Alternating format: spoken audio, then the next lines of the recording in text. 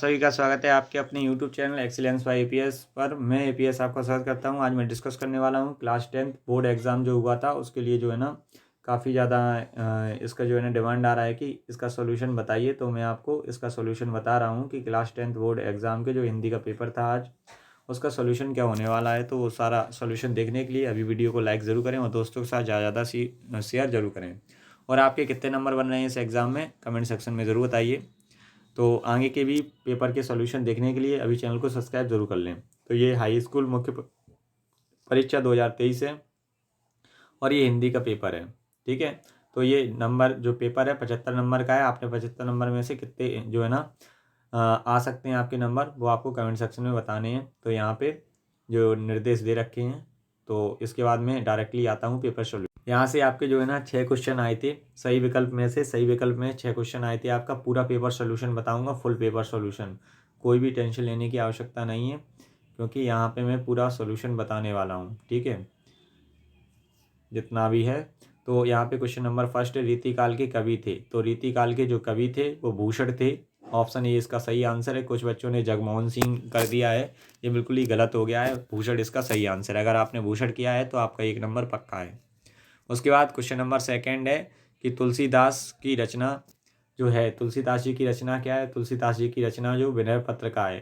काफ़ी सारे बच्चों ने सुरसागर भी किया है, तो ये गलत आंसर हो गया उनका। विनय पत्र का सही आंसर है। विनय पत्र का अगर आपने किया है तो आपका 1 नंबर पक्का है आपके एग्जाम में।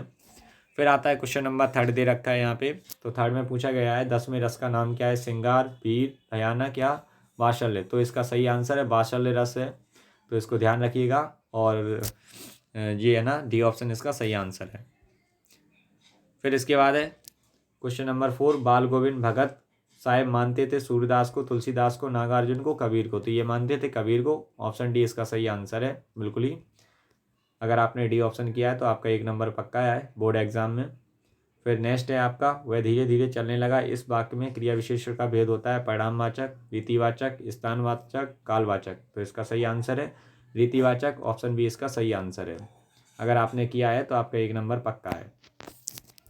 फिर उसके बाद है क्वेश्चन नंबर 6, बालक तारकेश्वर नाथ को उसके पिता टीका लगाते थे चंदन का, रोली का, भभूत का या कुमकुम का। तो इसका जो ऑप्शन सी है वो सही आंसर है, भभूत का लगाते थे। और ये काफ़ी ज़्यादा इंपॉर्टेंट भी है। अगर आपने ऑप्शन जो है ना सी किया है तो इसका सही आंसर है। अगर आपने इसमें 6 में से कितने नंबर प्राप्त किए हैं आप कमेंट सेक्शन में ज़रूर बताइए कि 6 में से आपने कितने नंबर प्राप्त किए हैं। ठीक है, next question number second start हो जाता है। यहाँ से रिक्त स्थान में सही विकल्प का चयन जो है ना करना है। सूर्यदास डॉट डॉट के गुरु थे। तो सूर्यदास जो गुरु थे वो सूर्यदास के गुरु थे वल्लभाचार्य जो है ना। ऑप्शन ए इसका सही आंसर है। फिर चौपाई छंद के प्रत्येक पंक्ति में डॉट डॉट मात्राएं होती हैं। तो चौपाई छंद के प्रत्येक पंक्ति में 16 मात्राएं होती हैं, जैसे ये सही आंसर है। प्रबंध काव्य के डॉट डॉट भेद होते हैं। प्रबंध काव्य के 3 भेद होते हैं, इसको ध्यान रखिए। कई बच्चों ने 2 भेद कर दिए हैं और उनका गलत आंसर हो गया है। नेक्स्ट है प्रतिभा बनाने वाले का नाम डॉट डॉट था। तो प्रतिभा बनाने वाले का नाम था मोतीलाल। ऑप्शन बी इसका सही आंसर है। संधि के भेद कितने होते हैं। संधि के भेद होते हैं 3। हिमालय की तीसरी सबसे बड़ी चोटी कौन सी है। तो इसकी जो चोटी है वो कंचनजंगा है। आपका सही आंसर है कंचनजंगा। ठीक है, उसके बाद यहाँ से है कि आपका कामायनी किसकी रचना है। तो कामायनी जो रचना है वो जयाशंकर प्रसाद की है। मानवीय क्रियाओं का आरोप जो है मानवीय अलंकार होता है। गद्य की प्रमुख विधा है निबंध है। ठीक है, और लखनवी अंदाज ये यशपाल जी की जो रचना है। अंधे की लाठी, एकमात्र सहारा, मैं क्यों लिखता हूँ, ये रचना अज्ञे की है। ठीक है, तो इस तरह से अगर आपने ये सारे आंसर किए हैं तो आपका आंसर सही होगा। फिर आते हैं एक वाक्य। काफ़ी सारे बच्चों ने एक वाक्य 1-2 आंसर जो है ना छोड़ दिए हैं। अगर आपने भी छोड़े हैं तो आप कमेंट सेक्शन में ज़रूर बताइए आपको कौन सा क्वेश्चन नहीं आया था वो भी बताइए। कवि निराला ने बादलों की तुलना किससे की है। तो बाल कल्पनाओं से कवि जो है निराला ने है बादलों से तुलना की है। रस के कितने अंग होते हैं। तो रस के 4 अंग होते हैं, स्थायी भाव, विभाव, अनुभाव और संचारी भाव। गद्य की 3 गौड़ विधाएं लिखिए। जीवनी, आत्मकथा, आलोचना और संस्मरण, ये गद्य की 3 विधाएं होती हैं। समास के कितने वेद होते हैं। तो समास के 6 वेद होते हैं। अव्ययीभाव समास, तत्पुरुष समास, कर्मधारय समास, द्विगु समास, द्वंद्व समास, बहुव्रीहि समास। एक अनार स्वाभिमान का अर्थ क्या होता है। एक चीज को पाने या उससे उसकी मांग करने वाले लोगों की संख्या बहुत अधिक होना। भोलेनाथ के पिताजी गंगा में आटे की कितनी गोलियां डालते थे? तो 500 गोलियां डालते थे। अगर आपने ये सारे आंसर सही किए हैं तो कमेंट सेक्शन में जरूर बताइए कि सर मेरे सारे आंसर सही हैं। ठीक है, नेक्स्ट। फिर इसके बाद यहाँ आ जाते हैं आपके सत्य और असत्य। मुख्य गायक के स्वर चट्टान जैसी भारी और गंभीर होती हैं, तो इसका जो राइट आंसर है वो है असत्य। अगर आपने असत्य किया है तो आपका सही आंसर है, और आपने सत्य कर दिया है तो आपका गलत आंसर हो गया है। दोहा एक सममात्रिक छंद है, तो दोहा एक सममात्रिक छंद नहीं है, विषम मात्रिक छंद है। इसका सही आंसर होगा ऑप्शन असत्य इसका सही आंसर होगा। आदमी ने सबसे पहले किसका आविष्कार किया? तो अगर आपको इसका आंसर पता है कि ये सत्य होगा असत्य तो कमेंट सेक्शन में ज़रूर बताइए। और इसका जो सही आंसर है वो है इसका सत्य है। आदमी ने सबसे पहले आग का आविष्कार किया था, ये सही बात है। फिर इसके बाद है जो जीता ना जा सके उसे अजय कहते हैं, तो इसका सही आंसर है सत्य। जो जीता ना जा सके उसे अजय कहते हैं। ठीक है, उसके बाद है पेयर व्हील को घुमाने से पाप नहीं धुलते, ये भी बात सत्य है। आपका जो है ना सत्य अगर आपने किया है तो सही आंसर है। हिरोशिमा में परमाणु बम गिरा था, ये भी जो है ना सत्य आंसर है। अगर आपने सत्य किया है तो आपका आंसर बिल्कुल ही सही है। फिर इसके बाद आगे क्वेश्चन देखते हैं। तो ये क्वेश्चंस काफ़ी ज़्यादा मैंने बताए भी थे पिछले जो पेपर आए थे उसमें से, और आगे जो SST का पेपर है उसको भी जरूर ध्यान से देखिए। और कुछ बच्चे जो है ना हिंदी में पेपर देंगे सामाजिक विज्ञान का, तो मैं आपके लिए पेपर सेट लेके आऊँगा, उनमें से आप क्वेश्चन जरूर तैयार कीजिएगा। तो यहाँ से जो है ना प्रगतिवाद काव्य की प्रमुख 2 विशेषताएं लिखिए। तो और फिर रीतिकाल की 2 विशेषताएं लिखिए। सूर्यदास अथवा नागार्जुन की काव्यगत विशेषताएं निम्न बिंदुओं पर लिखिए। तो सूर्यदास की 2 रचनाएं हैं, सुरसागर, सुरसावली, साहित्य लहरी। ठीक है, और फिर इसके बाद नागार्जुन की हैं युगधारा, प्यासी पथरई आंखें, तालाब की मछलियां। फिर इसके बाद है यहाँ पे कवि आत्मकथ्य लिखने से क्यों बचना चाहता है, ये क्वेश्चन भी आया था। फिर उसके बाद है परशुराम के क्रोध करने पर लक्ष्मण ने धनुष के टूट जाने के लिए कौन कौन से तर्क दिए। जुड़े रहिए, अभी आगे और जो है ना आपके अपठित गद्यांश हैं, पद्यांश हैं, उनके भी आंसर बताऊंगा, मुहावरे के आंसर बताऊंगा क्या क्या होंगे। कविता का शीर्षक उत्साह क्यों रखा गया है, ये भी आपको आंसर क्वेश्चन आया था। संगतकार के माध्यम से कवि किस प्रकार के व्यक्तियों की ओर संकेत करना चाहता है, ये भी क्वेश्चन आया था। फिर क्वेश्चन आया था खंड काव्य की 2 विशेषता लिखनी थी। श्रृंगार रस किसे कहते हैं, उदाहरण सहित बताना था। चौपाई छंद को परिभाषित करते हुए उदाहरण देना था। अनुक्ति अलंकार किसे कहते हैं, ये भी बताना था। कहानी उपन्यास में 2 अंतर आए थे। रेखा चित्र और संस्मरण में कोई 2 अंतर आए थे। यशपाल और मन्नू भंडारी जी का साहित्यिक परिचय आया था। तो यशपाल की 2 रचनाएं होती हैं, पिंजरे की उड़ान और ज्ञानदान और फूलों का कुर्ता। फिर इसके बाद मन्नू भंडारी की 2 रचनाएं हैं, एक प्लेट सैलाब में हार गई और त्रिशंकु। सेनानी ना होते हुए भी चश्मे वाले को लोग कैप्टन क्यों कहते थे, ये भी आया था क्वेश्चन। इस आत्मकथ्य में लेखिका के पिता ने रसोई को भटियार खाना कहकर क्यों संबोधित किया, ये भी इम्पोर्टेंट है। सेनाई की दुनिया में डुमराव को क्यों याद किया जाता है, ये भी इम्पोर्टेंट क्वेश्चन है। वास्तविक अर्थों में सांस्कृतिक व्यक्ति किसे कहा जाता है, ये भी काफ़ी ज़्यादा आया था क्वेश्चन आपके एग्जाम में। उसके बाद यहाँ से जो है ना निम्नलिखित में से आपको अर्थ बताने थे कि खून पसीना एक करने का अर्थ क्या होता है, बहुत मेहनत करना या कठिन परिश्रम करना, ये इसका अर्थ होता है। दाल ना गलना यानी कि युक्ति ना चलना, ये इसका अर्थ होता है।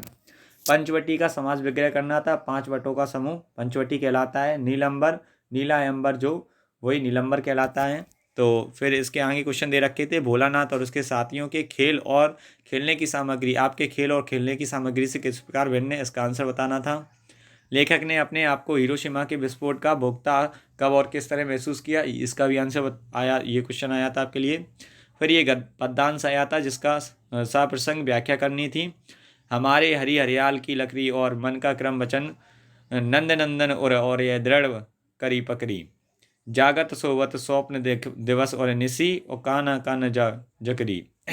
सुन लोग लगता है ऐसे जो करोई ककरी, सो तो बेती हमको ले आए देखी सुनी न करी, और यह तो सुरत नहीं ले सौंपो तिनके मन चकरी। ये इसका संदर्भ प्रशंसक व्याख्या करना था। फिर एक आया था मधुप इसके अथवा में, मधुप गुनागुन कर कह जाता कौन कहानी ये अपनी, और मुरझा कर गिर रही पत्तियां देख लो कितनी आज घनी। यह गंभीर अनंत नीलिमा में असंख्य जीवनी इतिहास है, ये लोग करते ही रहते हैं अपना व्यंग मिलन उपवास है। इसका भी संदर्भ प्रसंग संग व्याख्या करना था और ये आया था आपके एग्जाम में। फिर इसके बाद आया था मूर्ति संगमरमर की थी और टोपी की नोक से कोट के दूसरे बटन तक 2 फुट ऊंची जिसे कहते हैं बिस्ट और सुंदरी थी। नेताजी सुंदर लग रहे थे, कुछ कुछ मासूम और कामशिन फौजी वर्दी में। मूर्ति को देखते ही दिल्ली चलो और तुम मुझे खून दो और वगैरह याद आने लगते हैं। इस दृष्टि से यह सफल और सराहनीय प्रयास था। इसका संदर्भ प्रसंग संग व्याख्या करना है। यह प्रतिगाथा में है, इसलिए नहीं गा रही हूँ कि मुझे उनका गौरव गान करना है, बल्कि मैं यह तो देखना चाहती हूँ कि उनके व्यक्तित्व की कौन सी खूबी और खामियां मेरे व्यक्तित्व के ताने बाने में गुथी हुई थीं, और या कि अनजाने अनचाहे किए उनके व्यवहार ना मेरे भीतर किन ग्रंथियों को जन्म दे रही थीं। मीठी बोली का महत्व विषय पर अनुच्छेद लिखना है। बढ़ती महंगाई के संबंध में ग्राहक और किराना दुकान के मालिक की मध्य संवाद लिखना है। फिर यहाँ पे गद्यांश पद्यांश को पढ़कर पूरे क्वेश्चन आंसर करने थे। कभी कभी लक्ष्य बहुत दूर दिखाई देता है, संदेह होने लगता है कि इस लक्ष्य को प्राप्त कर लेंगे या नहीं। कई बार लक्ष्य प्राप्ति के लिए अनेक प्रयास करने पर भी असफलता मिलती है और इससे मन में निराशा का भाव जागृत हो जाता है। निराशा से प्रसन्न और शांति नष्ट हो जाती है। आशा उत्साहित करती है और निराशा का भाव अकेले ही नहीं आता, उसके साथ हीनता की भावना को जन्म होता है और असुरक्षा का भाव होता है। तनावों का बवंडर आ जाता है और मन उत्साहित हो जाता है। मन में निराशा नहीं, आशा को बसाना चाहिए। जो लोग जीवन में आशावादी रहते हैं वही विपरीत परिस्थितियों में भी लक्ष्य प्राप्ति में सक्षम हो सकते हैं। गद्यांश का शीर्षक क्या है? निराशा नहीं, आशावादी बनो। निराशा का भाव क्यों जागृत हो जाता है? तो निराशा के साथ हीनता और असुरक्षा का भाव जैसी बुराइयां हैं आती हैं और मन में उत्साहहीन और तनावग्रह हो जाती हैं। मन में आशा का भाव क्यों बनाए रखना चाहिए?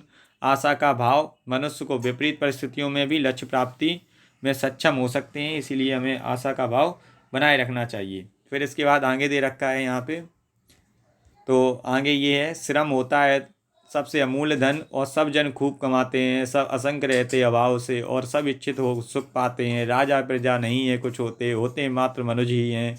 भाग्य लेख होता ना मनुज का, होता कर्म भुज ही है। ये रामधारी सिंह दिनकर की पंक्तियाँ हैं और इसका जो पद्यांश शीर्षक है वो कुरुक्षेत्र है। श्रम को कवि ने कैसा धन कहा है? तो अमूल्य धन कहा है। राजा प्रजा नहीं कुछ होता से कवि का क्या आशा है कि कोई भी व्यक्ति अमीर या गरीब नहीं होता, सभी एक समान होते हैं। फिर आपके जो पत्र आए थे, नगर पालिका अध्यक्ष को मोहल्ले की नियमित सफाई के संबंध में आवेदन पत्र लिखना था। अपने मित्र को भाई की शादी में सम्मिलित होने के लिए भी एक पत्र आया था अथवा में आपके। फिर यहाँ से क्वेश्चन नंबर जो है ना 23, निम्नलिखित विषयों पर एक निबंध लिखना था आपने। पर्यावरण प्रदूषण, वर्तमान समय में कंप्यूटर की उपयोगिता, विज्ञान की प्रगति का मानव जीवन में महत्व और जीवन में खेलों का महत्व। ये सारे जो है ना क्वेश्चंस आए थे जो आपके लिए काफ़ी ज़्यादा इंपॉर्टेंट थे। अगर आप सारे क्वेश्चंस करके आए हैं तो आई थिंक आपका अच्छा स्कोर होगा। और आपका 75 में से कितना स्कोर बन रहा है आप कमेंट सेक्शन में ज़रूर बताइए। और जिसके भी 70+ नंबर बन रहे हैं वो भी अपना नाम ज़रूर भेजें। और ऐसे ही पेपर के सॉल्यूशन देखने के लिए आगे चैनल के साथ ज़रूर जुड़ें और लोगों को शेयर ज़रूर करें। फिर मिलते हैं ऐसी इंटरेस्टिंग वीडियो के साथ। अभी के लिए जय हिंद फ्रेंड्स, जय Hind students, thank you for watching.